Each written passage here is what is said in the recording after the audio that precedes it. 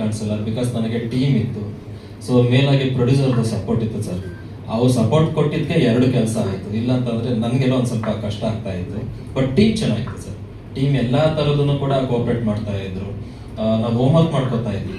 Like ನಾನೀಗ ಸ್ಕ್ರೀನಲ್ಲಿ act ಮಾಡಬೇಕಾದ್ರೆ so act ಮಾಡಿ ಮಾನಿಟರ್ ಮುಂದೆ ಬಂದು ನೋಡ್ತಾ ಇದ್ವಿ. ಏನೋ ಚೇಂಜಸ್ ಬೇಕು ಅಂತಂದ್ರೆ ಮಾಡ್ತಾ ಇದ್ವಿ. ಸೊ ಟೀಮ್ ಎಲ್ಲವೂ ಕೂಡ ನೋಡ್ಕೊಂಡು ಇದು ಮಾಡ್ತಾ ಇದ್ವಿ ಸರ್.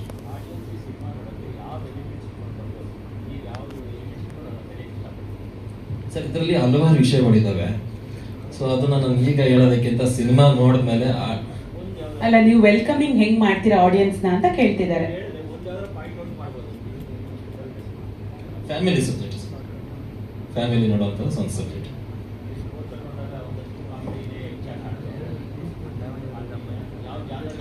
ಕಾಮಿಡಿ ಇದೆ, ಫ್ಯಾಮಿಲಿ ಡ್ರಾಮಾ, ಎಮೋಷನಲ್ ಇದೆ ಸರ್.